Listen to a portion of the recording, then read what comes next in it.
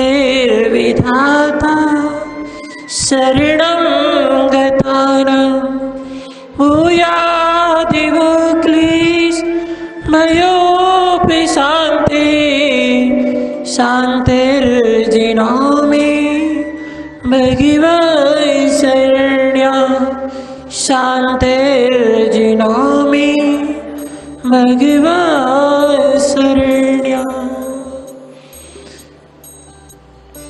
बोले देवाधिदेव एक जड़ से अनंतानंद सिद्ध परमेष्टि भगवान के देवाधिदेव एक चरण मम आराधदेव अष्टम तीर्थंकर श्री चंदप्र भगवान के देवाधिदेव एक जड़ मूल एक श्री शीतलनाथ भगवान के देवाधिदेव एक जड़ वर्तमान ससनायक महावीर स्वामी भगवान के परम पूज्य आचार्य भगवान श्री कुंद कुंद स्वामी जी महामुनि राज्य के परम पूज्य आचार्य भगवान गुरु श्री विराग सागर जी महाराज के परम पूज्य आचार्य भगवान गुरु श्री विनिश्चय सागर जी महाराज के अहिंसा में विश्व जैन धर्म के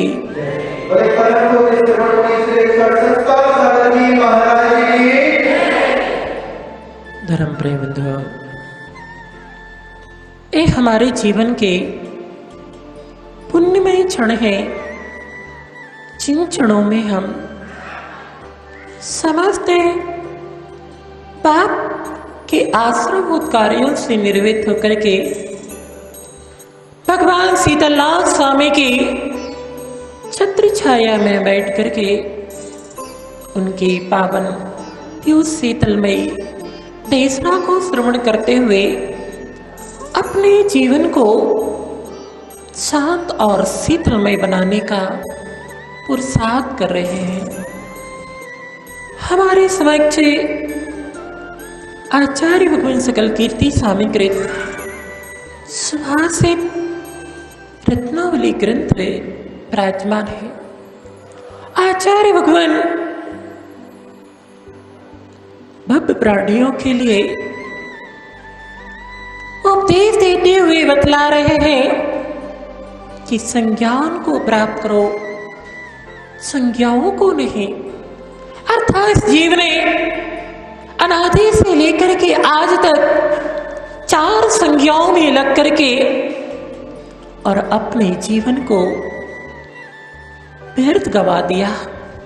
अगर एक पर्याय भी सम्यक ज्ञान संज्ञान का मतलब संज्ञान को प्राप्त करने में अगर लगा दिया होता तो इस जीव का कभी का कल्याण हो गया होता। और संज्ञान के बिना अर्थात सम्यक ज्ञान के बिना कभी भी कल्याण प्राप्त नहीं हो सकता है। छेढ़ालाकार पंडित प्रबल दौलत राम जी ने भी लिखा है, ज्ञान समान न आन जगत में सुख को कारण यह परिमामृत जन्म जरा मृत्यु रोग निवारण।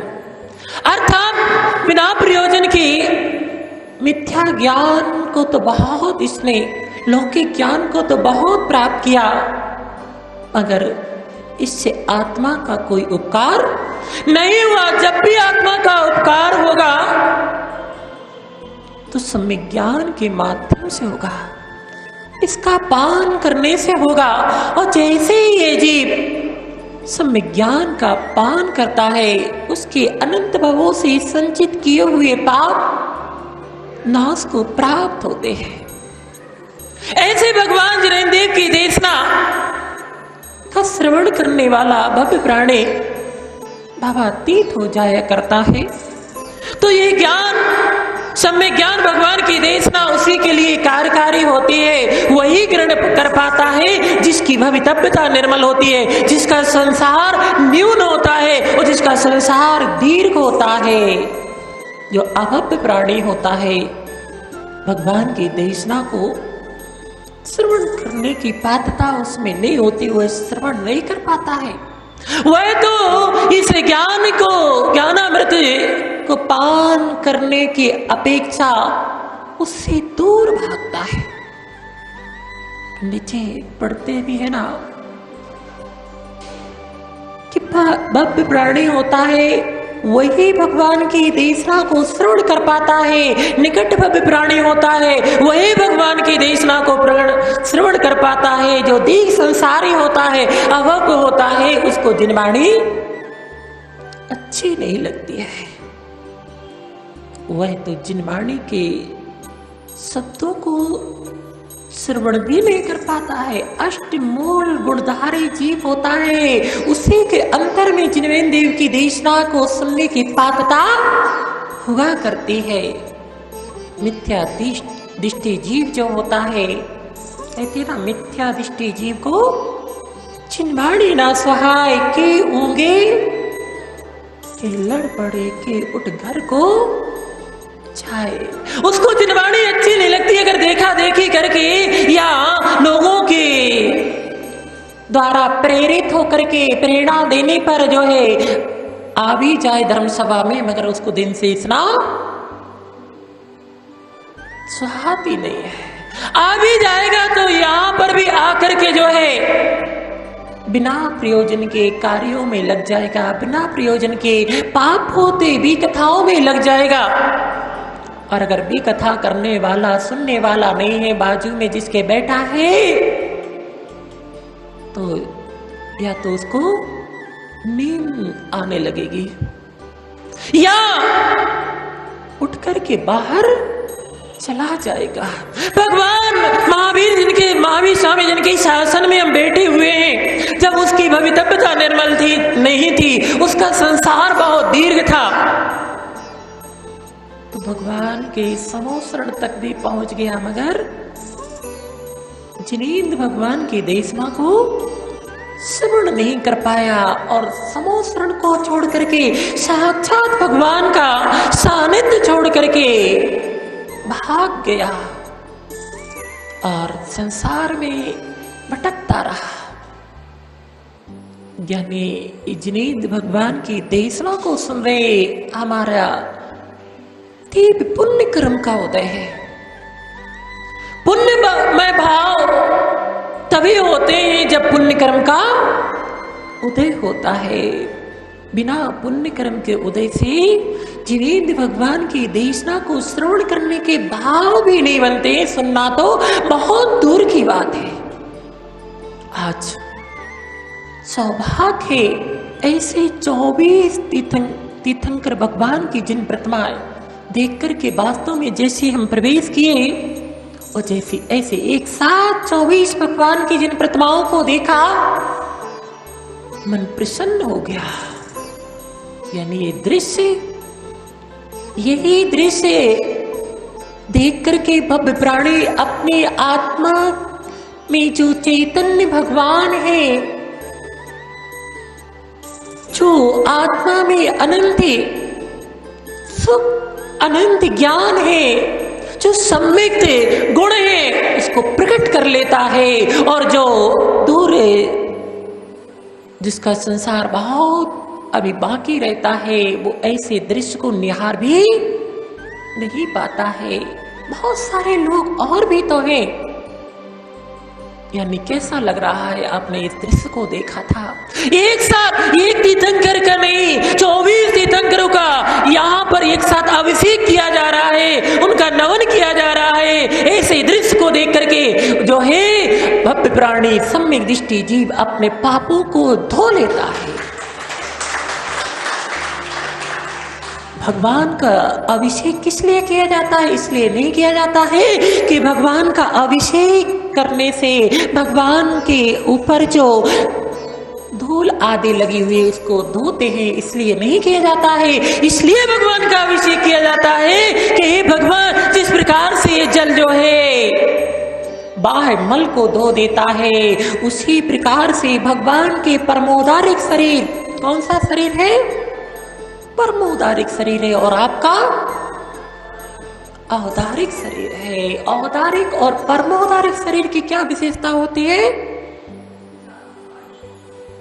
जो सप्त धातु में शरीर होता है, जिस शरीर से नौमल द्वार से हमेशा मल बहा करता है, वो औदारिक शरीर होता है। और जिस शरीर में सम्मोक्षण आदि जीव नहीं पाए जाते हैं, निगोदिया बादर जीव नहीं पाए जाते हैं, शरीर से मल नहीं बहता है, जिनका खून भी दूध के समान पवित्र क्षीर के समान हुआ करता है, ऐसा शरीर परमोदारिक हुआ करता है। ऐसा शरीर जब इसे शरीर से पवित्र आत्मा बाहर की ओर निकल जाती है, सिद्धिशला की ओर गमन कर जाती है, तो ये कपूर की भांति उड़ जाता है। परमोदारिक शरीर की विशेषता होती है।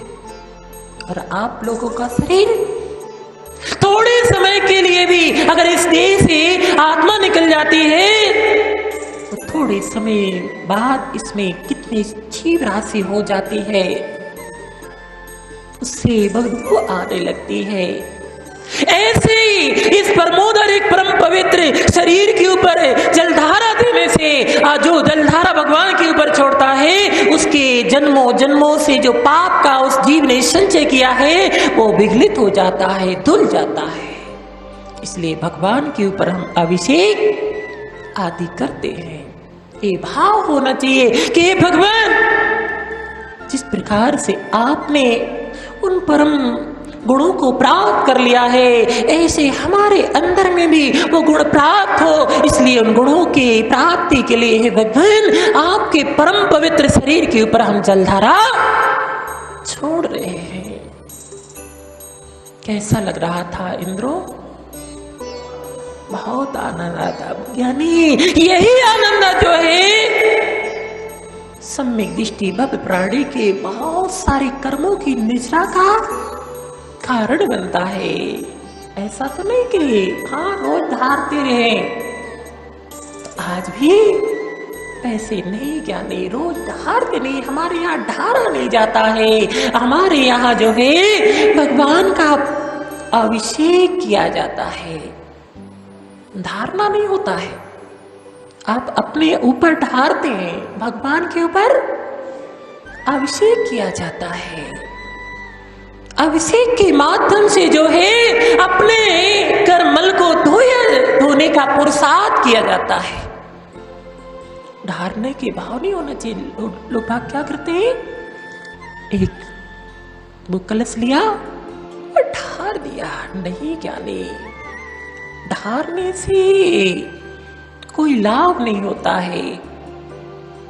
वो भाव होते हैं, जैसे सौधर्मेंद्र बने हैं ना, कौन ए है सौधर्मेंद्र जो होता है, भगवान को जन्म के समय भी वो भगवान को ले जा करके जो है कौन से समुद्र में, कौन से सागर, क्षीर सागर, 5वें नंबर का जो सागर है, उस क्षीर सागर की विशेषता होती है कि उसमें जीव राशि नहीं पाई जाती। क्षीर दूध के समान उसका जल होता है। ऐसे क्षीर सागर के जल से भगवान का अभिषेक करता है, इससे ऐसा पुण्य का संचय करता है कि वो सौधर्मेंद्र एक भव अवतारी होता है। सची इंद्राणी भी एक भव अवतारी होती है। वो भी ऐसे महोत्सव में साथ दे करके, उनके सहयोग करके, उनके साथ रह करके, अनुमोदना करके और पुण्य का अर्जन करते हैं। ऐसा पुण्य का अर्जन करती है, ऐसा पुण्य का अर्जन करती है कि वो भी एक भाव अवतारी, उस भाव से इंद्राणी के पर्याय से चित होकर के और मनुष्य पर्याय में जन्म लेकर के और निर्गंध वेश को धारण करके उसी भाव से मोक्ष जाती है। सौदर इंद्र तो इतने उसकी सागरों पर्यंत की आयु होती है, तो सागरों पर्यंत उसको देव पर्याय में रहना पड़ता है, मगर सच्ची इंद्राणी की आयु पल्लियों में होती है। 100 धर्म इंद्रिय के काल में 40 नील इंद्राणी है। ये क्या है?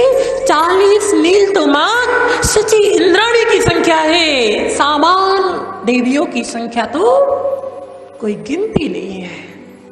40 नील इंद्राणियां और जो है वहां से चित होकर के मनुष्य पर्याय को धारण करके निर्वाण को प्राप्त कर लेते हैं। यानी अनुमोदना करने से, सहयोग करने से भी उतना ही पुण्य मिलता है, मगर भाव वैसे होना चाहिए। आज के समय में तो ऐसी छीना झपटी सी करते हैं।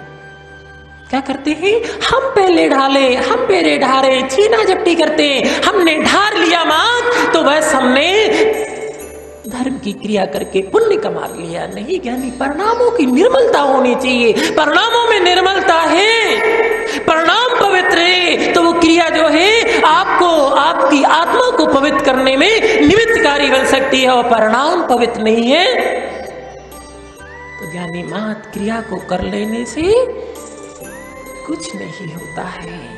परिणाम पवित्र होना चाहिए, तब जाकर के वो पवित्र परिणाम हमारी आत्मा को पवित्र कर पाते हैं। परिणाम पवित्र नहीं है, क्रिया में ही हम जो है लगे हुए क्रिया को धन मान रहेंगे, अंदर में कसाय युक्त भाव चल रहेंगे, अंदर में जो है ये भाव चल रहे, ये पहले ना करके हम पहले करें। हम पहले करेंगे तो पहले निर्वाण प्राप्त कर लेंगे।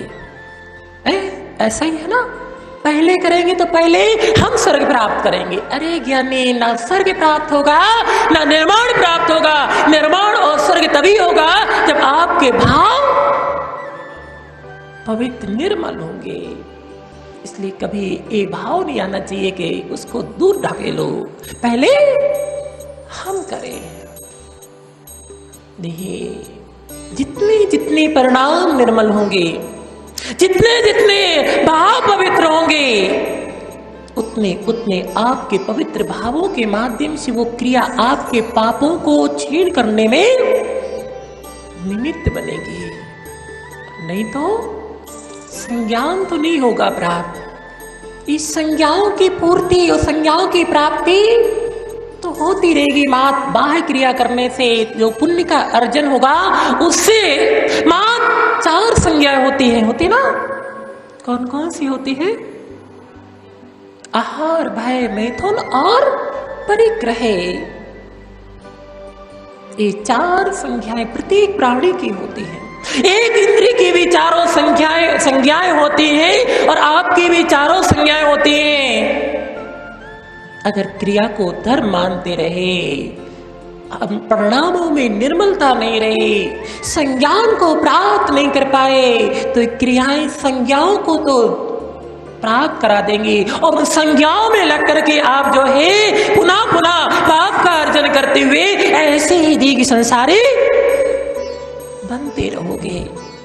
तो यहाँ पर सुभाषित रत्नावली ग्रंथ है, उसमें आचार्य भगवान सकल कीर्ति स्वामी कह रहे, यस्य नास्ति स्वयं प्रज्ञा शास्त्रं तस्य करोमि किम, नो ताभ्याम विहीनस्य दर्पणम किम करिष्यति। अर्थात यस्य नास्ति स्वयं प्रज्ञा, जिसके पास प्रज्ञा नहीं है, बुद्धि नहीं है, तीव्र मिथ्या भरा हुआ है, अभव्य है, उसके लिए आचार्य भगवान कह रहे उस मानव के लिए प्रज्ञा कुछ नहीं कर सकती। उसके लिए जिनेंद्र भगवान की देशना, गुरु का उपदेश कुछ नहीं कर सकता है।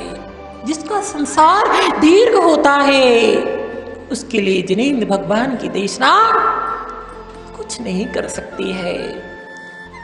उसी प्रकार से नाच नाभ्याहिनी विहीन से दर्पणम किम कृष्यति, जिस प्रकार से अंधे व्यक्ति के लिए, जिसको दिखाई नहीं देता है, उसके लिए दर्पण क्या कर सकता है? कुछ भी नहीं कर सकता है।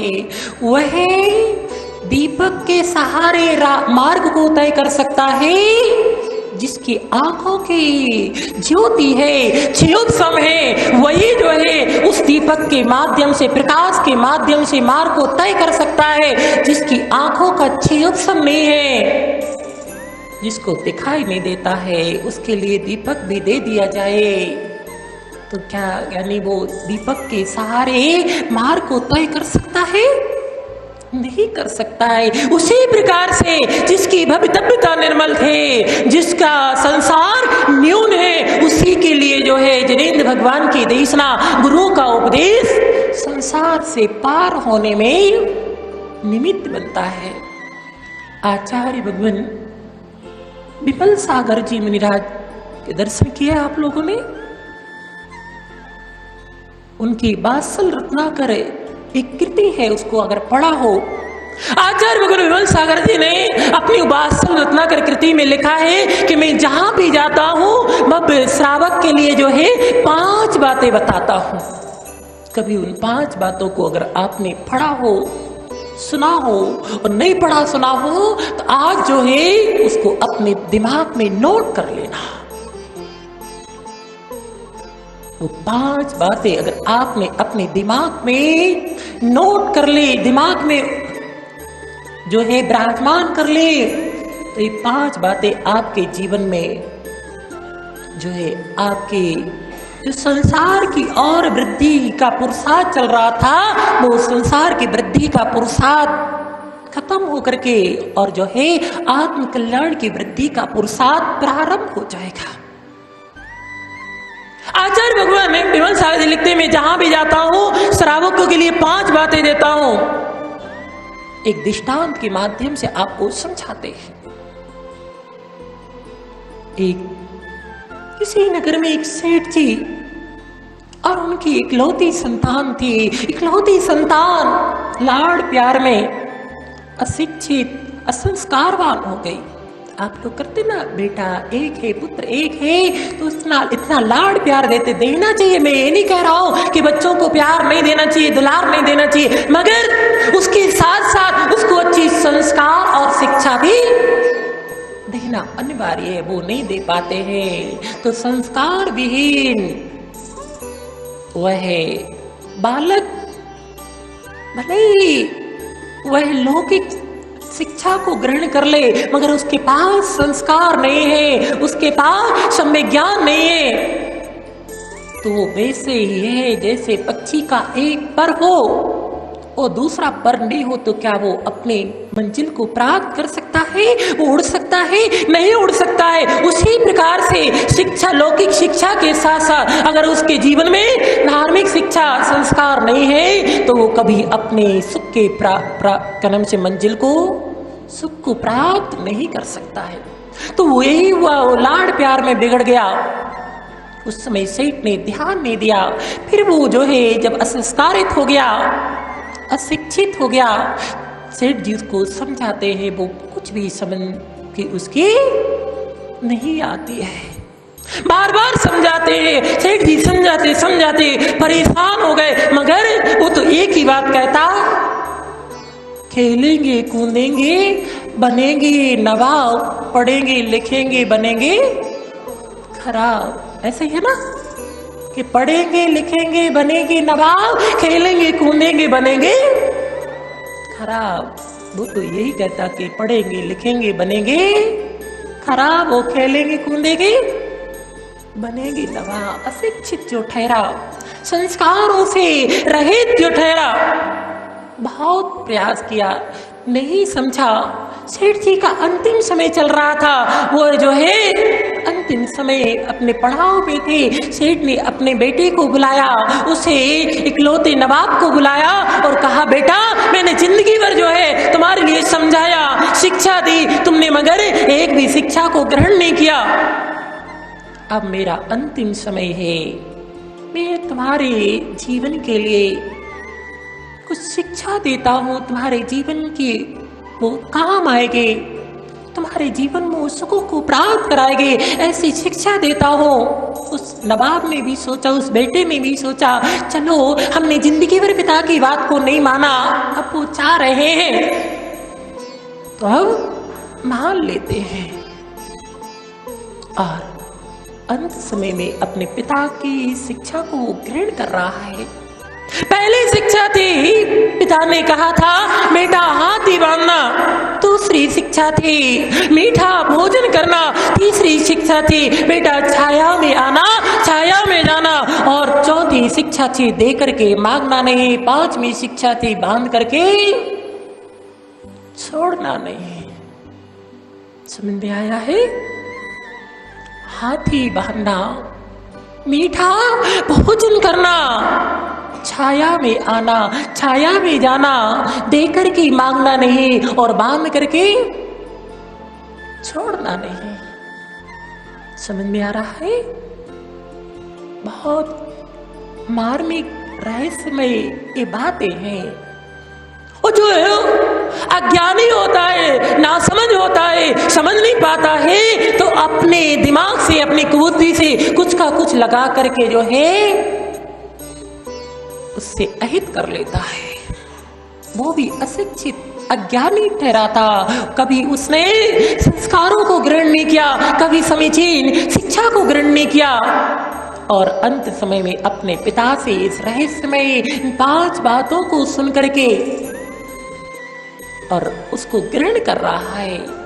आज वर्तमान में अधिकांश जीव भटक रहे हैं, ऐसे समीचीन दर्शन को पा करके, जिनेंद्र भगवान के साक्षात देशरा को पा करके भटक रहे हैं। वो अपनी कुबुद्धि से अर्थ का अनर्थ कुछ भी लगा करके और उसको अपने आप में उतार लेते हैं, कुछ का कुछ लगा करके कुछ का कुछ करना प्रारंभ कर देते हैं, और ऐसी जिनेंद्र भगवान की देशना को पा करके भटक जाते हैं। जैसे उस अज्ञानी उस बालक की स्थिति, उसने उस 5 शिक्षाओं को सुना और ग्रहण किया, और पिता अपने 5 बातों को बताते बताते उसकी अंतिम सांस समाप्त हो गई, और जो है उस संसार से इस शरीर को छोड़ करके विदा हो गया। अब वो अपने पिता के दिए हुए 5 बातों को अपने जीवन में उतारने का पुरुषार्थ कर रहा है। पहली शिक्षा क्या थी? हाथी बांधना। उसने एक हाथी खरीदा। पंडित जी साहब, क्या खरीदा?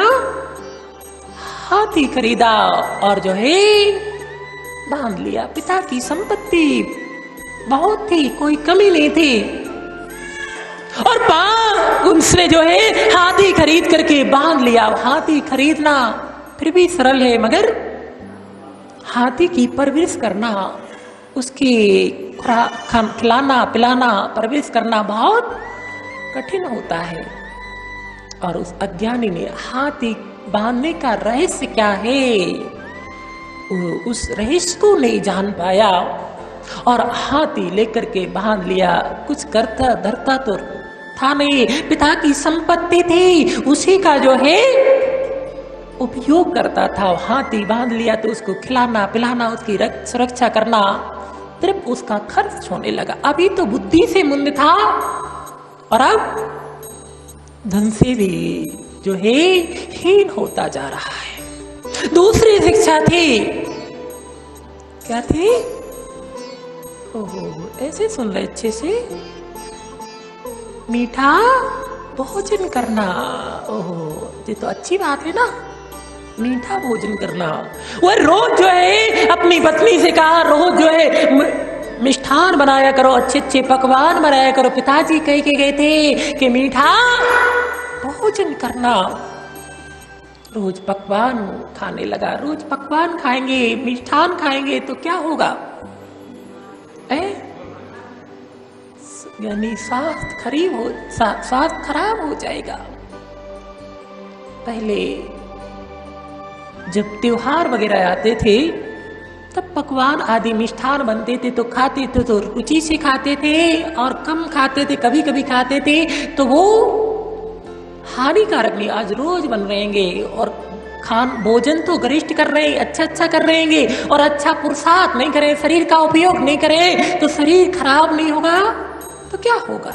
आज जितनी परेशानी, सारे रोगों की जड़ होती है। अगर भोजन सात्विक है, शुद्ध है, समय पर आप जो है खा रहे भक्षे, तो वो भोजन आपके शरीर के लिए जो है एक ऊर्जा देने वाला होता है, एक ताकत देने वाला होता है। और वही भोजन अच्छा करने के बाद में आप उस शरीर का उपयोग नहीं करें, थोड़े से काम की अगर आप आती है बारी, आप काम की बाहर आता है तो कैसे कहने लगते, बस की नहीं है, शरीर को किसी काम में लेना नहीं चाहते हैं तो शरीर खराब होगा ही होगा। तो उसने भी अच्छा मीठे मीठे पकवान आदि खाने लगा, उसका शरीर खराब होने लगा। अभी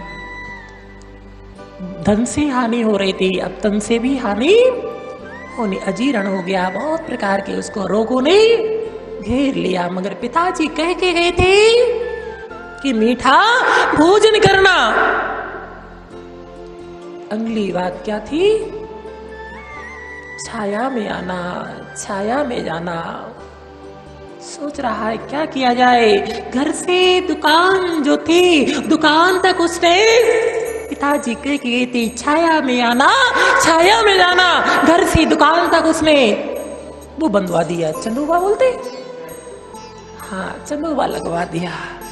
पिताजी कह के गए थे छाया में आना, आप भी कर लेना ऐसे ही। आपको भी 5 बातें हम बता रहे हैं कि आप अपने जीवन में उतारना, ऐसे कर लो, हाथी बांध लेना, रोज अच्छे मिष्ठान खाना, और जो है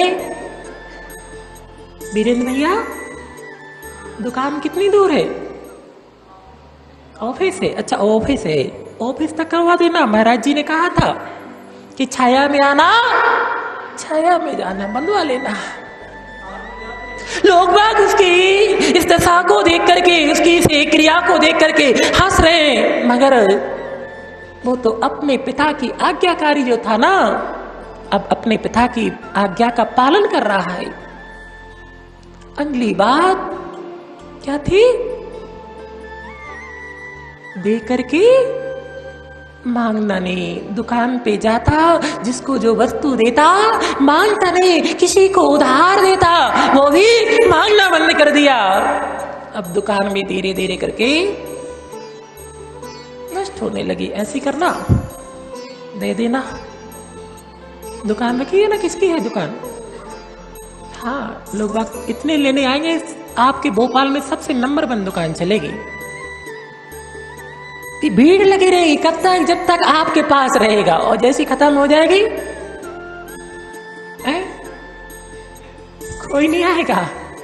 यानी घड़ी चलती है तो दुनिया देखती है और बंद हो जाती है,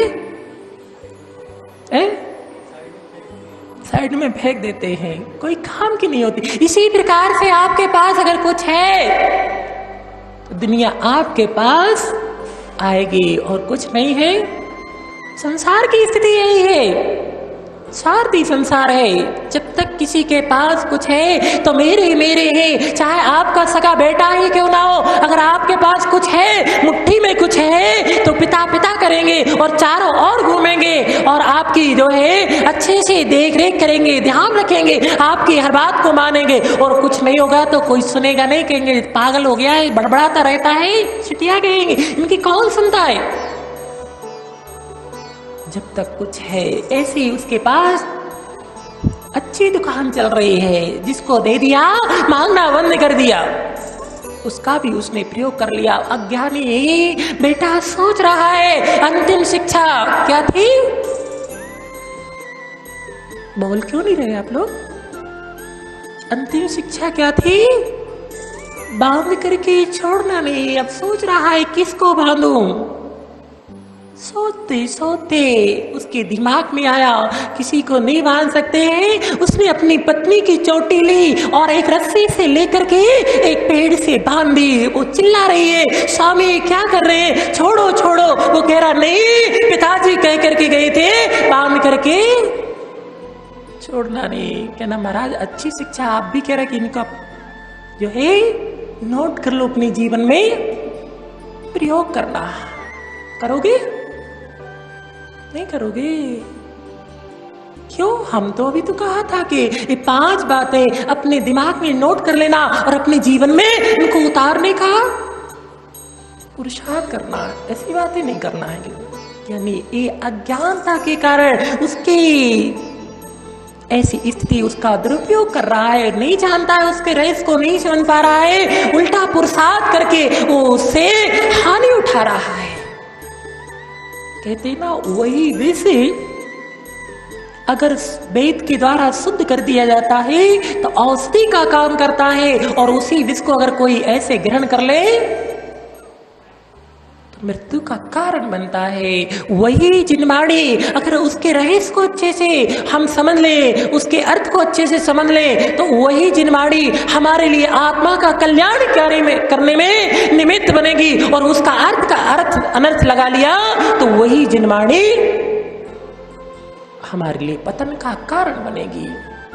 कहते हैं ना, जिस अग्नि पर रोटी सिकती है उसी अग्नि पर रोटी जलती भी है। जिस जल से गंदगी साफ होती है उसी जल से गंदगी उत्पन्न भी होती है।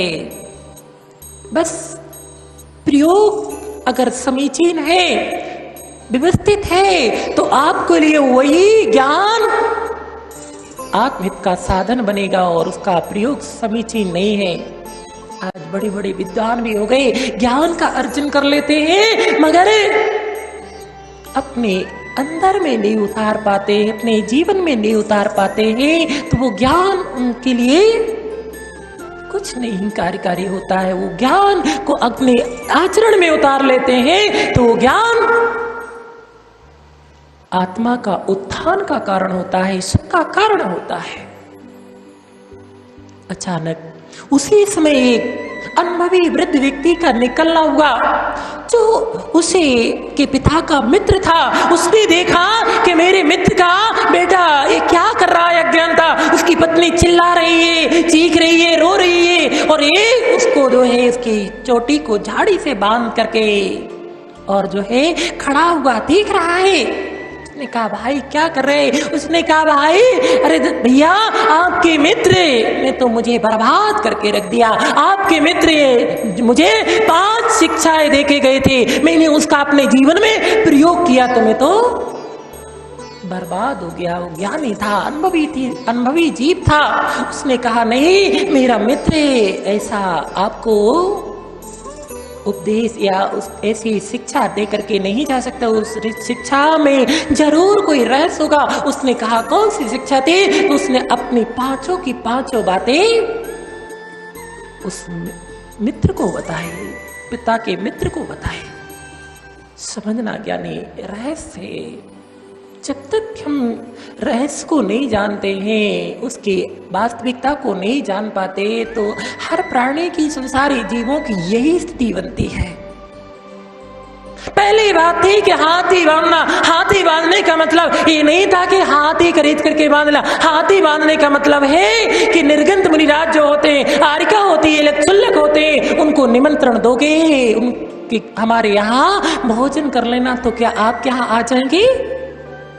नहीं आएंगे। उद्दिष्ट त्यागी होते। श्रावक का नियम होता है अतिथि समभाग, अर्थात भोजन शुद्ध बनाना और अतिथियों का पड़गाहन करके उनको भोजन करा करके फिर बाद में भोजन करना। तो रोज रोज मुनिराज तो मिलते नहीं है, मिल जाते क्या? आपके दानिश मंदाकिनी में कितने समय बाद मुनिराज आए? कितने समय बाद सानिध्य मिला?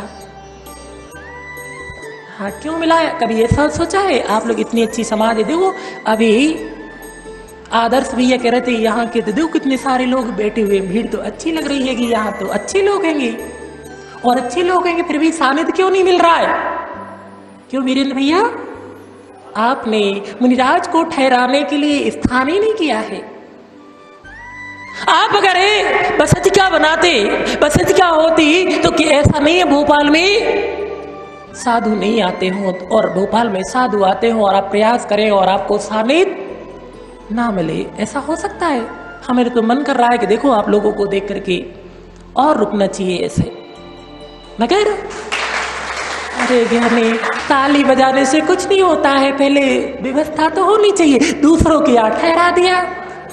अरे ज्ञानी, इस जो आपके पास जो द्रव्य है ना, उसका सदुपयोग करेंगे तो आपके बाजू में कहीं एक धर्मशाला बन जाएगी, और धर्मशाला बन जाएगी, धर्मशाला होगी तो आपके भी भाव होंगे, और मुनिराज भी आएंगे तो आप लोगों की ऐसी स्थिति देखेंगे तो उनके भी भाव होंगे, और सानिध्य मिलेगा तो आपके जीवन में परिवर्तन होगा। आपके छोटे छोटे बच्चों में जो है संस्कार आएंगे तो वो अपना कल्याण करेंगे।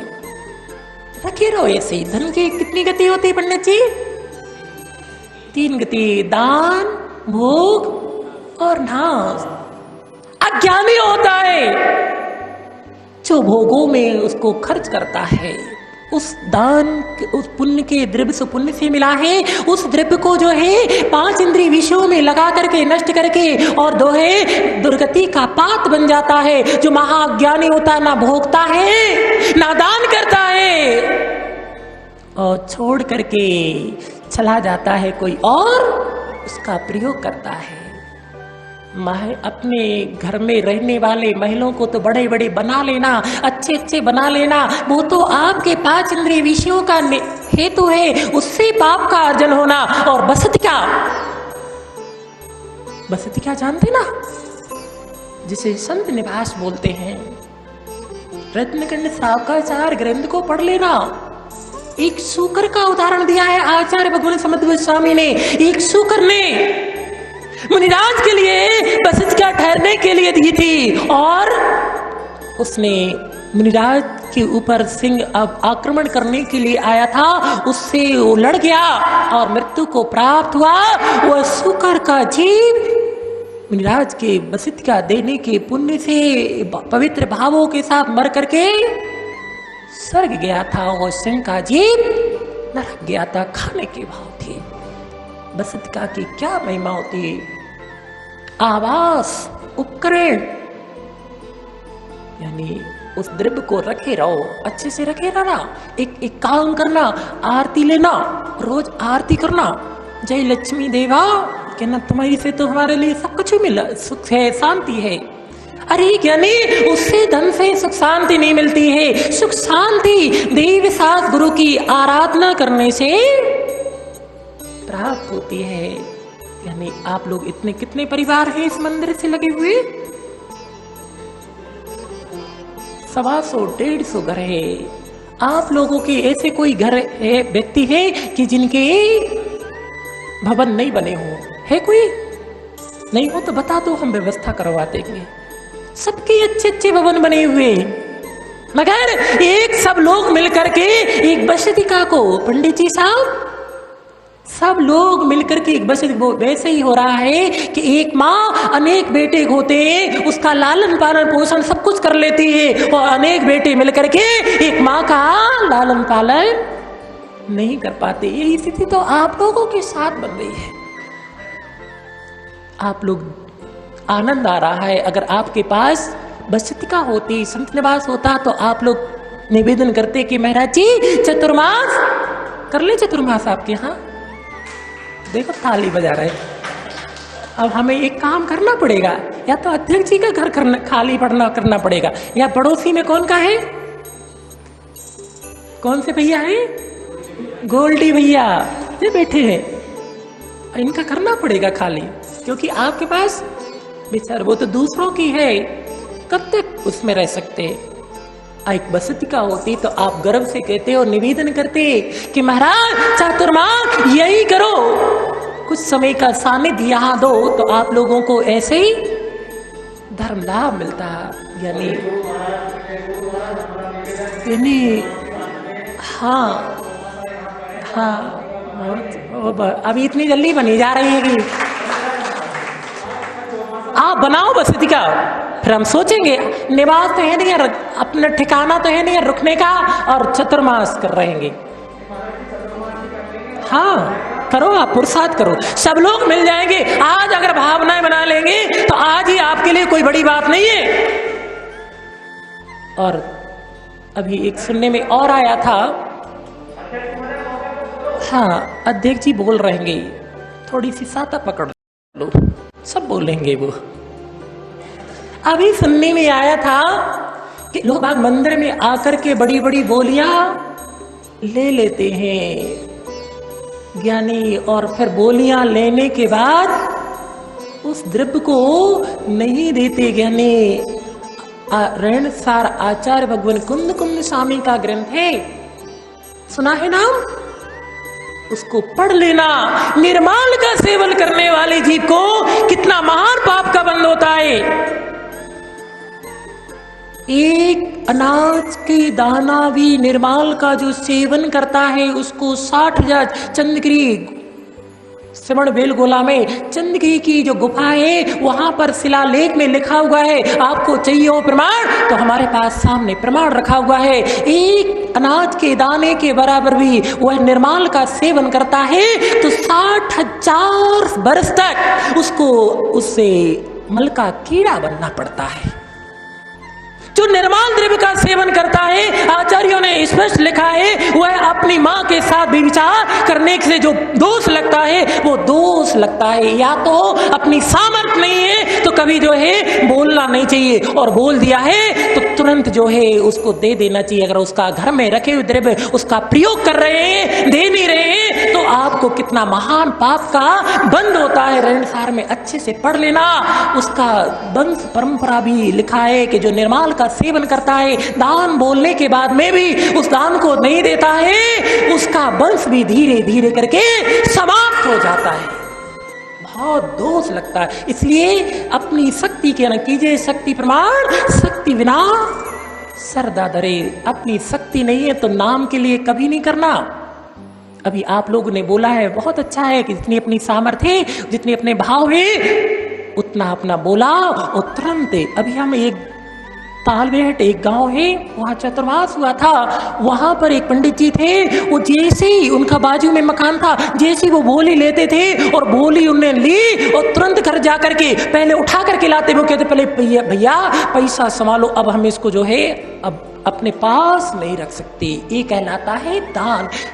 कि जैसे बोला और तुरंत ज्ञानी आप इतने ज्यादा अपनी संतान के शत्रु नहीं, अपने शत्रु तो जैसा है वैसा मगर संतान के शत्रु नहीं बनोगे। ज्ञानी वो भी उसका सेवन कर रहे, क्योंकि जो भी उस द्रव्य का सेवन करता है क्या स्थिति होती है। इसलिए ज्ञानियों बिल्कुल ध्यान, अगर आपके समझ में आ रहा है, आपके अंदर में भव्यता है, आप भव्य समझते हैं, हमारे अंदर में धर्म के प्रति रुचि है, तो वो बात अलग है कि अपनी सामर्थ्य नहीं हो तो अलग बात है कि चलो अब ऐसी कर्म का उदय आ जाता है कि नहीं है सामर्थ्य, अब ऐसी स्थिति बन गई तो नहीं दे पा रहे। मगर अगर सामर्थ्य, घर में हम अच्छे से नहीं खा पा रहेंगे, हम सामान से भोजन करके सामान से रह ले, मगर दान का पैसा तुरंत निकाल देना चाहिए।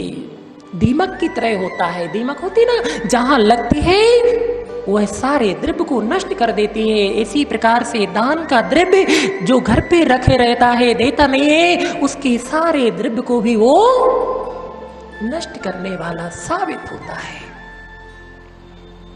तो बात यहां पर चल रही थी हाथी बांधने की। समय तो नहीं हो गया है, हाथी बांधना अर्थात निर्गंत मुनिराज जो है उद्देश्य त्यागी होते हैं, एलक चुल्ला उद्देश्य त्यागी होते हैं, तो रोज उनको आहार नहीं दे पाते हैं, वो रोज नहीं मिलते हैं, तो कम से कम नगर में कोई वृत्ति त्यागी है। पात्र के 3 भेद बताए, उत्तम, मध्यम और जगन। उत्तम पाद निर्गंत मुनिराज कहलाते हैं, मध्यम पाद वृत्ति श्रावक कहलाते हैं, और जगन पाद सम्यक दृष्टि होते हैं। पहले मकानों के सामने क्या लिखा रहता था, अतिथि देवो भवा, अर्थात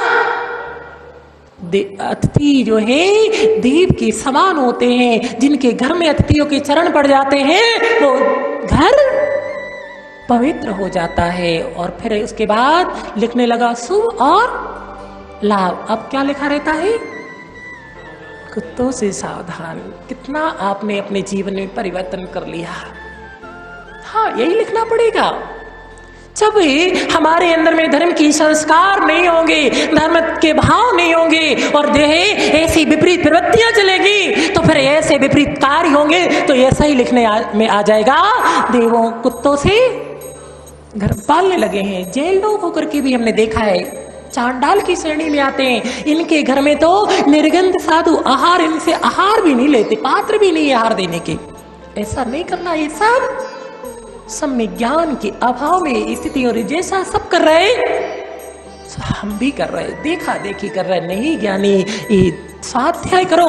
जिनेंद्र भगवान की वाणी जो है आपको प्राप्त है, इसका स्वाध्याय करोगे तो समझ में आएगी कि क्या गलत है, क्या सही है, किससे हमारी आत्मा का हित होता है, किससे हमारी आत्मा का अहित होता है। इस सब चीजों को जान पाएंगे। मगर स्वाध्याय तो है नहीं। हम तो बस इन्हीं सारे लौकिक पुरुषार्थ में लगे, लौकिक जीवन जीने में लगे हुए, भौतिक जीवन जीने में लगे हुए। तो अगर एक उत्तम पाठ नहीं मिला तो मध्यम पाठ भी नहीं मिला तो कोई अगर सम्यक दृष्टि श्रावक भी है तो उनको पहले से भैया हमारे यहाँ भोजन कर लेना, क्योंकि अतिथियों को भोजन देने के बाद में फिर जो भोजन किया जाता है वास्तव में वह भोजन उसके लिए कार्यकारी होता है। वह भोजन जो है उसके अंदर में पुण्यमय भावों को बनाने वाला होता है, पुण्य की वृद्धि का पुरुषार्थ कराने वाला होता है। और जो आहार दिए बिना, आचार्यों ने लिखा है कि जो आहार दिए बिना, अतिथि को आहार दिए बिना भोजन करता है वह पाप को खाता है। आचार्य पद्मनंदी स्वामी के पद्मनंदी पंचमी का ग्रंथ है, उसको पढ़ लेना। उसको पशु वृत्ति कहा है। जैसे पशु होता है ना, अपनी चारों संज्ञाओं में जीवन का यापन कर लेता है, ऐसे मनुष्य भी जो है उन्हीं चारों संज्ञाओं में धर्म विहीन होकर के जो है पशु की भांति अपने जीवन का निर्वाह कर लेता है। तो हाथी भागने का मतलब है कि कोई नगर में वृत्ति सम्यक दृष्टि आदि है तो उनको पहले के समय में होता था कि मंदिर में जो माली होते थे उनको बोल के रखते थे कोई बाहर से अगर आए तो सूचना दे दिया करो तो घर पे भोजन के लिए। आज के समय मंदिर में कोई आ जाए तो जय जिनेंद्र भी नहीं करते कि जय जिनेंद्र कर ले, तो क्या हुआ माता, भोजन की व्यवस्था करनी पड़ेगी। इसलिए कौन करेगा स्वयं के लिए, तो भोजन बनाने में आलस आता है, प्रमाद आता है, और कोई और आ जाए। कैसी स्थिति बन गई है। ये सब क्यों बनी स्थिति? ये स्वाध्याय नहीं करने के कारण ही ऐसी स्थिति बनी हुई है। दूसरा सूत्र था मीठा भोजन करना, अर्थात हमारे जीवन में कोई नियम संयम आदि होना चाहिए। अगर नियम संयम हमारे जीवन में नहीं है, हम मात्र ऐसे ही भोजन कर रहा है। जब खाना अवक्ष खाना, रात्रि में खाना, दिन में खाना, जब खाना तब खा रहे, वो मीठा भोजन नहीं है। वो तो ये भोजन हमारे लिए जो है पाबंद का कारण है। भोजन तो वो होता है जो नियम संयम आदि के साथ, या प्रासुक शुद्ध भोजन मर्यादित जो किया जाता है वो मीठा भोजन कहलाता है। अर्थात वो हमारे भावों में पवित्रता लाता। कहते हैं ना, जैसा खाए अन्न वैसा होए मन, और जैसा पिए पानी वैसी बोले वाणी। भोजन का और हर चीज का हमारे ऊपर बहुत गहरा प्रभाव पड़ता है। यानी समय हो रहा है, संक्षेप में समझते ही।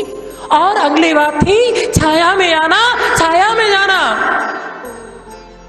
अर्थात जो अपने से बुजुर्ग हैं, बड़े हैं, पिता की छाया में पुत्र रहता है, माँ की छाया में उसकी बहू रहते हैं, और देवसास गुरु के अपने बड़ों की छाया, देवसास गुरु की छाया में रहते हैं, तो उसका जीवन सुखमय होता है। उस घर में जो एक दूसरे के अपने बड़ों का सम्मान करते, उनकी बात को मानते, उस घर में जो है लक्ष्मी सब में आकर के निवास करती है। उस घर को स्वर्ग कहा है। और जिस घर में एक दूसरों के बड़ों की सम्मान की भावना नहीं होती, एक दूसरे का सम्मान नहीं करते, चटाक से उसका जो है जवाब देते हैं, उस घर में मन खराब बने रहते हैं, लड़ाई झगड़े होते रहते हैं, तो घर कैसा हो जाता है?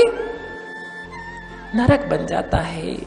एक दूसरे का सम्मान करना चाहिए, एक दूसरे की बात को सुनना चाहिए। अगर कोई आपको गलत बात भी कह रहा है, आपने उसको सुन लिया शांति के साथ, कुछ जवाब नहीं मान लिया, तो वो जो है ऐसा नहीं है, इतना अज्ञानी भी नहीं कि वो जो है बार बार आपको टोचता रहे, आपको परेशान करता है, वो भी समझ में आ जाती। मगर इसलिए हमारे अंदर में क्षमता जागृत करनी पड़ेगी कि हम में सहनशीलता हो तो घर में स्वर्ग जैसा माहौल रहता है। अगली बात थी दे करके मांगना नहीं, अर्थात जो दान आदि में दे दिया गया है, जो हमने दान कर दिया है, चाहे भूमि हो चाहे धन पैसा हो, जो दे दिया है वो उस फिर हमारे लिए क्या हो जाता है, दान देने के बाद वो हमारे लिए निर्माल के समान हो जाता है। और उसको हम अगर प्रयोग कर रहे, अभी हमने बताया था, तो निर्माल का दोष लगता है। निर्माल के सेवन से आकृत पुण्य की कथा पढ़ लेना, प्रद्युम्न नाम से आकृत पुण्य, उस धन्य कुमार चरित को पढ़ लेना ज्ञानी। उसने निर्माल का सेवन किया था, कैसी कैसी दशा उसके जीवन में हुई थी, कैसी स्थितियों को उसने प्राप्त किया था। निर्माल का कितना बड़ा दोष लगता है, चाहे वो जीर्णोद्धार का हो, चाहे किसी प्रकार से दान का हो, चाहे तीर्थ यात्रा का हो, चाहे वो किसी प्रकार से हमने दान दे दिया है और उसका हम प्रयोग करते हैं, तो यानी पूरा निर्माल का दोष लगता है। यानी अगर समझ में आ रही हो, अगर अपने आपको भव्य मानते हो, अपने आप का कल्याण चाहते हो, आज ही इस दोस्त है भगवान से आकर के क्षमा याचना कर लेना और गुरु से जो है प्रायश्चित लेना। और जितने समय आपने इस दोष को किया है उसका प्रायश्चित लेकर के शुद्ध होकर के आगे वो दोष नहीं करना। और जिसका दीर्घ संसार है, जिसको अभी संसार में बहुत भटकना है, जिसको दुर्गति का बंद कर लिया है, उसको कोई प्रभाव नहीं पड़ेगा। कर लिया है दुर्गति का बंद, उसकी मति भी जैसी गति होती वैसी मति हो जाया करती है, तो उसको कोई प्रभाव नहीं पड़ेगा। मगर जो भक्त होते हैं, जिसका संसार दीर्घ होता है, जिसको अच्छी गति को प्राप्त करना है, उसको समझ में अच्छे से आ जाया करती है। अगला सूत्र था बांध कर छोड़ना नहीं, अर्थात जो देवशास्त्र गुरु की साक्षी में या सोच साक्षी में हमने कोई नियम ले लिया है, हमने कोई संयम को, व्रत आदि को ले लिया है, अब प्राण भले ही तन से निकल जाए मगर वो नियम को नहीं तोड़ना, बांध करके नहीं छोड़ना। आचार्य भगवान विमल सागर जी महाराज लिखते हैं कि जो नियम को भंग करता है, सब समझ गए होंगे थे वो क्या कहते हैं, भंग करता है क्या बोलते हैं, सब समझ गए हमसे नहीं।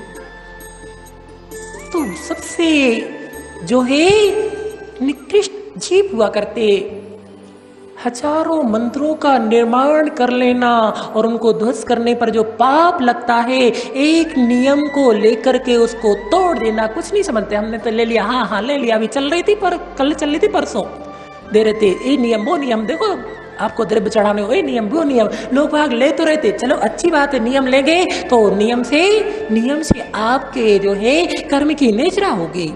भगवान महावीर स्वामी का जी जब भील की पर्याय में था, मात्र एक नियम लिया था उसने। कौन सा नियम लिया था?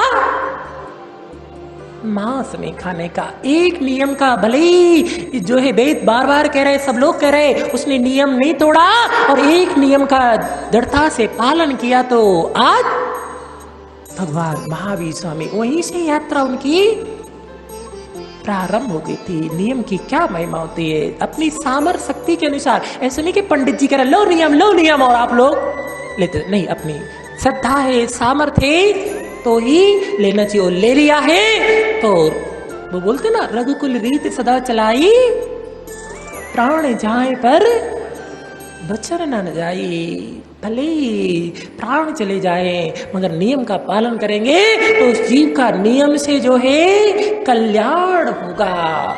उसका एक बीजारोपण हो गया है, अब वो धीरे धीरे करके एक वृक्ष बन करके फूल देगा, फल देगा और आपको जो है आत्मा का कल्याण, मोक्ष फल को प्राप्त कराने वाला साबित होगा।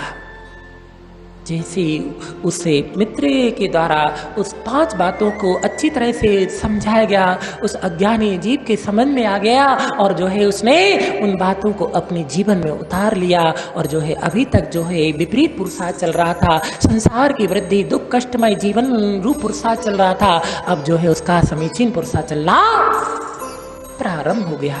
तो अगर आपको अब समझ में आए ये 5 बातें अच्छी लगी हो तो अपने जीवन में उतार लेना और अपने आत्मा का कल्याण कर लेना।